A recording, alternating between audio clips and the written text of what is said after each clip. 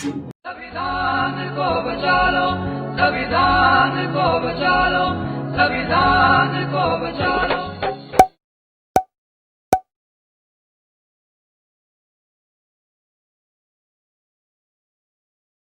वाहिगुरु जी का खालसा वाहिगुरु जी की फतेह। सत श्री अकाल, नमो बुधाय, जमुना सत सलाम साथियों। वॉइस ऑफ मानवता टीवी चैनल पर आप सभी का स्वागत है। मेघराज सिंह जी। इससे साथियों, आप सभी जानते हैं कि वॉइस ऑफ मानवता उठाता सबकी आवाज़, और हमने एक प्रोग्राम स्टार्ट किया, आप सभी जानते हैं, जो जागो मूल निवासियों जागो, उसके आप सभी ने 35 पार्ट सुन चुके हैं। आज हम स्टार्ट करेंगे 36वां पार्ट। तो आज हम बात करेंगे ऋण जाल का भंवर जाल और महंगाई क्यों। तो इस टॉपिक पर बात करेंगे आज। और याद रखें कि वॉइस ऑफ मानवता आप सभी जानते हैं कि लगातार हम नए नए टॉपिक लेकर आ रहे हैं। तो आप सभी का सहयोग हमें चाहिए इसमें। अगर कोई फाइनेंशियली हमें मदद करना चाहता है तो हमारा नंबर जो स्क्रीन पर चल रहा है 3474754233, इस पर आप संपर्क करके हमसे बात कर सकते हैं। और अपने जो फाइनेंस जो भेजना चाहते हैं तो इसमें करें कि आप जो भी अगर आप कुछ नहीं कर सकते तो मदद करें। तो अगर मदद भी नहीं करते तो कम से कम वीडियो शेयरिंग करें। और ये आपका अपना टीवी चैनल है, इसको लाइक करें मेरे को। तो आज हम बात करेंगे ऋण जाल का भंवर जाल। ये हमारा जो पार्ट है 36वां पार्ट है। ऋण के प्रकार दो स्तर पर ऋण जाल में जकड़ने के लिए प्रयास बैंकरों द्वारा जारी है। सरकारी व व्यक्तिगत। सरकारी ऋण के कारण आप अनावश्यक कर देते हैं। निजी स्तर पर आपको ऋण जाल में जकड़ने के लिए घर, शिक्षा, चिकित्सा, कार, पर्यटन, खरीदारी आदि के लिए ऋण उपलब्ध है। ऋण लेना तो सरल है, चुकाना कठिन। ये आपके भविष्य की आय पर सेंध लगा देता है। आप आर्थिक गुलाम हो जाते हैं। अनावश्यक ऋण लेना बुद्धिमानी नहीं है। तो ऋण के साथ शर्तें, ऋण के साथ बैंकरों की साजिशी शर्तें होती हैं जिन्हें वे लागू करवा कर ही ऋण लेते हैं। पहली शर्त, जिस मुद्रा में ऋण देंगे उसी में वापस लेंगे। दूसरी शर्त, मुद्रा मूल्य अर्थात मुद्रा विनिमय पर घटना। मुद्रा मूल्य करते ही ऋण का भुगतान मूल्य बढ़ जाता है।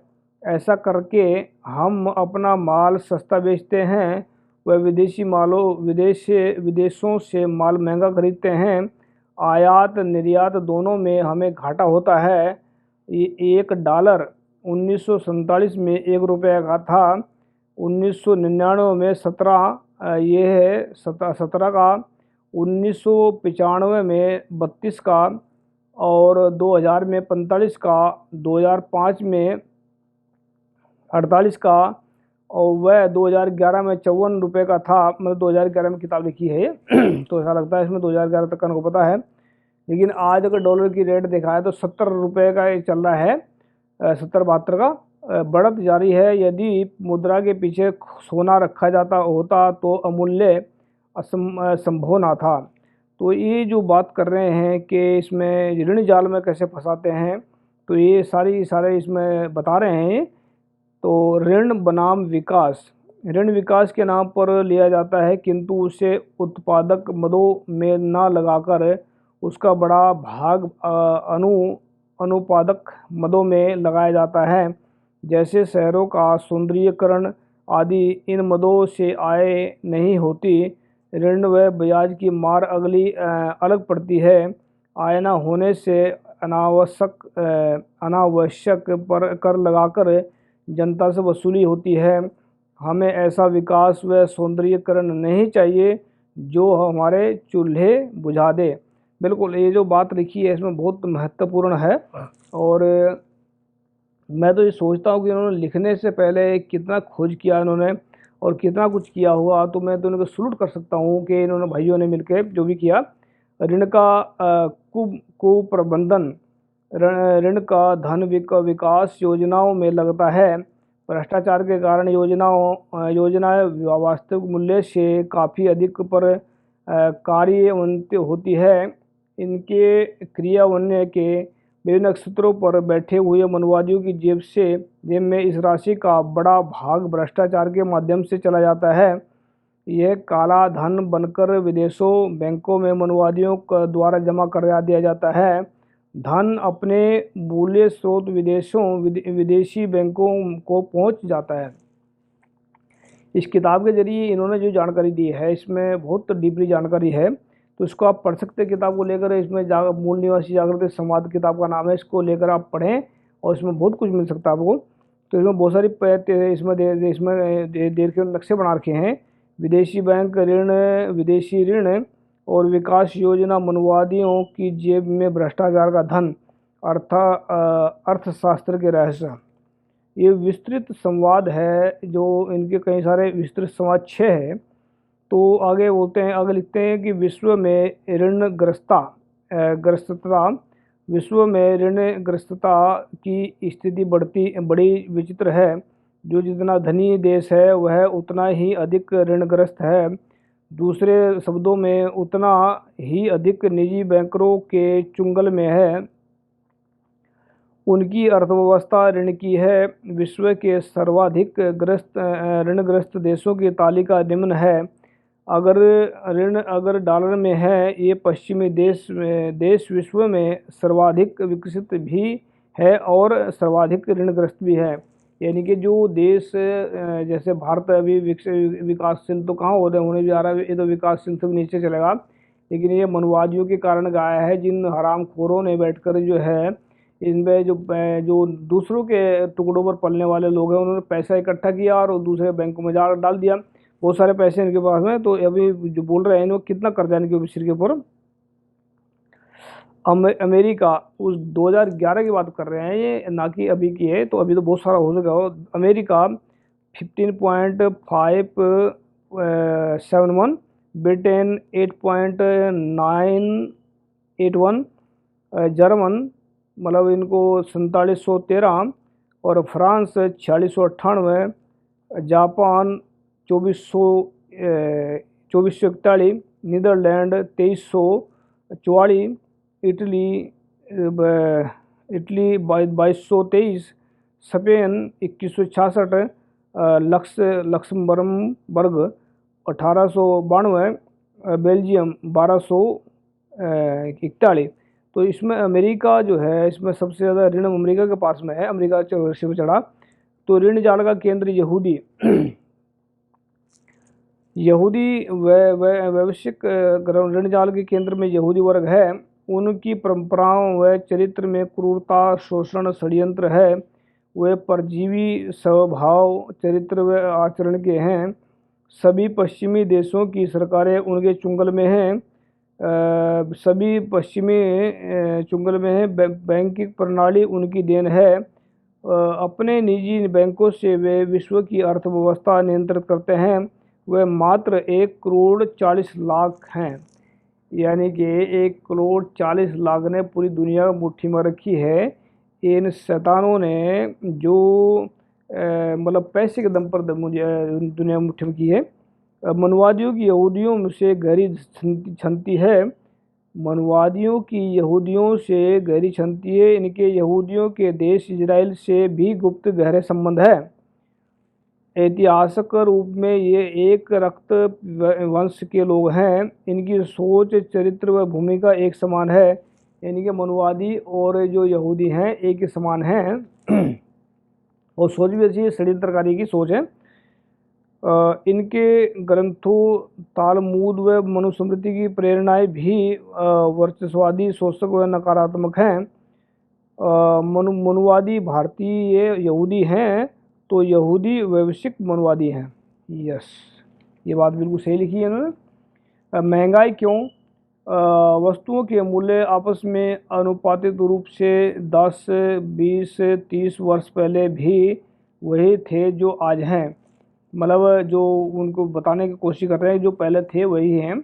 एक मतलब दाल जो है, 1 किलो दाल, 4-5 के गेहूँ, तो इसमें क्या है, और 1 किलो घी, 15-16 के दूध, देसी गायें 4-5 की बकरी, देसी मुर्गा 25-30 के अंडे, यानी कि जो हिसाब लगाया थोड़ा समझ तो आ रहा है।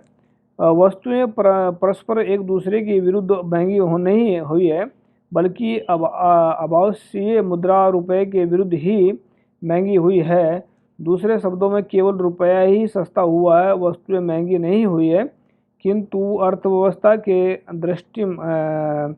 दृष्टि के कारण हम विपरीत देखते हैं। जैसे चलती ट्रेन में आभास होता है कि समीपी वस्तुएं चल रही हैं, जबकि इसके विपरीत होता है कि वैसे ही हम रुपए का सस्ता होना नहीं देख पाते, बल्कि वस्तुओं का महंगा होना देखते हैं। महंगाई झूठी व शैतानों द्वारा बनाई हुई है। महंगाई तो मांग व आपूर्ति के नियमों से शासित है। मांग बढ़ने पर आपूर्ति घटने से महंगाई बढ़ती है, मांग घटने व आपूर्ति बढ़ने से महंगाई घटती है। यह साधारण अर्थशास्त्र है जो हमें बताया जाता है। आपूर्ति बढ़ने, उत्पादन बढ़ने व मांग घटने के बावजूद महंगाई बढ़ती है, जबकि सैद्धांतिक रूप से इन परिस्थितियों में तो महंगाई घटना चाहिए। वह व्यवहारिक रूप से इसका उल्टा होता है। इसमें महंगाई सतत बढ़ती जाती है। महंगाई बढ़ने के रहस्य निम्न है। तो ये निम्न इन्होंने बहुत सारे रहस्य बताए हैं। रुपए के विरुद्ध मात्र 6% सोना रखा है। इसके सरकार के लिए संभव होता है कि वह लगातार रुपए का मूल्य गिरा सके। यदि रुपए के विरुद्ध पूरा सोना रखा होता तो रुपए का अवमूल्यन कभी संभव न होता। अंतर्राष्ट्रीय पूंजी माफिया अंतर्राष्ट्रीय मुद्रा कोष व विश्व बैंक का दबाव सरकार पर रुपए के अमूल्य का होता है, अवमूल्यन का होता है। देशों शोषकों का हित ही रुपए के अमूल्यन पर होता है। अतः समय समय पर रुपए का अवमूल्यन कर उसकी क्रय शक्ति घटाई जाती है। क्रय शक्ति कम हुई, क्रय शक्ति अर्थव्यवस्था ऊपर स्थित शोषकों पर तक जा पहुंचती है। आवश्यक वस्तुओं के अग्रिम सौदे, उनकी सट्टेबाजी व जमाखोरी के नाजायज लाभ भी वस्तुओं के मूल्य से जुड़कर महंगाई बढ़ाते हैं। बैंक में प्रोफेशनल बैंकिंग प्रणाली में ऋण चरकों में अपनी जमा राशि से कई गुना ऋण बांटते हैं। अर्थव्यवस्था में ऋण की लेखा प्रतिष्ठा, ड्राफ्ट, चेक आदि मुद्रा की ही भूमिका निभाते हैं। इसमें मुद्रा आपूर्ति बढ़ जाती है व मुद्रा की क्रय शक्ति घट जाती है, जिससे महंगाई बढ़ती है। ब्याज आधारित अर्थव्यवस्था में उत्पादन का हर चरण ऋण पर है और हर ऋण का ब्याज है जो लागत में जुड़ जाता है। हर वस्तु के मूल्य में विभिन्न स्तरों पर लगने वाला ब्याज भी जुड़कर महंगाई बढ़ाता है। वस्तुओं पर बढ़ते हुए कर तथा घटती हुई सब्सिडी भी महंगाई बढ़ा रही है। भ्रष्टाचार, बहुत सारे पॉइंट दिए इन्होंने, इसको थोड़ा ध्यान देने की ज़रूरत है। भ्रष्टाचार, घोटाले, अव्यवस्था, कुप्रबंधन और अपव्यय का भार भी अतः आम आदमी पर ही पड़ता है। ये सब महंगाई बढ़ा रहे हैं। यानी कि बेरोजगारी क्यों, एक क्वेश्चन खड़ा किया उन्होंने, तो आंसर भी दे इसका। पूंजीवादी के हित में बेरोजगारी का 10% के स्तर पर बनाए रखना होता है, जबकि कल्याणकारी राज्य का उद्देश्य बेरोजगारी को खत्म कर सबको रोजगार उपलब्ध कराना होता है। सोचिए, भारत में कल्याणकारी राज्य चल रहा है या पूंजीवादी राज्य। सरकार रोजगार बढ़ाने के लाख झूठे वादे कर रहे हैं, पर वह पूंजीवादी में बेरोजगारी बनाए हुए हैं। बेरोजगारी में पूंजीवादी के हित बेरोजगारी होने में श्रमिकों में भय व्याप्त रखता है। वह छटनी नौकरी जाने पर वह बेरोजगारी से डरते रहते हैं। इस स्थिति में श्रम संगठन और आंदोलन कमजोर पड़ जाते हैं। श्रमिक वर्ग अपनी रोजी रोटी के भय भय से अपने अधिकारों की बात उठाते हुए डरने लगता है। बेरोजगारी की स्थिति का लाभ उठाते हुए पूंजीवादी कम पारिश्रमिक व कम वेतन देकर श्रम का शोषण करता वह उसमें लाभ उठाता है। पूंजीवादी बहुत धूर्तता पूर्वक बेरोजगारी को 10% का आसपास ही बनाए रखता है। अधिक बेरोजगारी में से बगावत की आशंका को ही टाले रखता है। वह सरकार को यानी कि ये बात जो है बहुत बेहतरीन बताई इन्होंने कि जो बेरोजगारी है उसमें 10% ये शैतान जो लोग हैं उसको दिखाते रहते हैं। और इसमें यहाँ पर जो मतलब उसमें ये भी नहीं देखते भाई कोई मतलब इसके ऊपर कोई आंदोलन करे तो उसमें ऐसा करते हैं ये शैतान लोग। वह सरकार की श्रमिक नियमों में शिथिल बनाए रखने के लिए भी दबाव बनाता है। वह कामगारों के जीवन में स्वास्थ्य नहीं आने देते, स्थायित्व नहीं आने देते, उन्हें स्थायी नौकरी में नहीं संविदा पर रखता है। पूंजीवादी आता रोजगार के वादे पर है किंतु लाता बेरोजगारी है। जैसे मोदी जी तो जी काट देते हैं इसमें। मोदी ने जो काम किया है कि जो लोगों को सपने दिखाए हैं 15-15 लाख के, लेकिन 15-15 लाख के कि 15-15 करोड़ का बच्चों ने लगा दिया लोगों को। इतने लोगों को बेरोजगार कर दिया जितने इन्होंने मुंह से बोला उतने मुंह में राम बगल में छुरी वाले काम किए इन लोगों ने कि मुंह में राम और बगल में छुरी, और काटते रहे, सबकी हथेलियाँ भी काटते रहे, नार भी काटते रहे। तो सब के सब इन्हें ऐसे कर रहे चोर डाकू लुटेरे बैठे हैं जो लोगों को परेशान करने में लगे हैं। पूंजीवादी आता इसमें बेरोजगारी क्योंकि रोजगारी से श्रम नियंत्रित होता है। बेरोजगारी पूंजीवादी की सोची समझी रणनीति है जिससे सरकार व पूंजीवादी ख़त्म नहीं करना चाहते। बिल्कुल आज जो हालात बने हैं ऐसे ही है जैसे बोले। पूंजीवाद की बढ़ती बेरोजगारी मतलब 1991 में 5.8%, 1994 में 5%, 9% बेरोजगारी जो बढ़ रही है वो बता रहे हैं कि 1999 में 7.3%, 2002 में 8%, 8.8%, 2010 में 10%, मतलब उतना 1991 से लेके 2010 तक 10% पर चली गई है। 10%, 10.8%। सरकार भी सरकार की भी बेरोजगारी से वैसे ही लाभ लेती है जैसे पूंजीवाद। स्थायी नौकरियों के बजाय हम अब हर क्षेत्र में ठेके पर काम हो रहा है या संविदा नौकरियां आ गई हैं। इससे वे भी बचता है और आरक्षण को भी समाप्त करने का मौका मिलता है। ये जो शैतान के द्वारा बातें जो इन्होंने उठाई हैं बहुत बेहतरीन बातें उठाई हैं।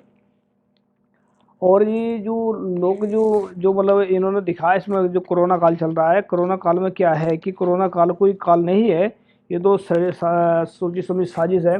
तो इसमें जो दिखाया कि ठेके खोल दिए हैं वो सारा कर दिया, तो ये शैतान लोग करते रहते हैं ऐसा।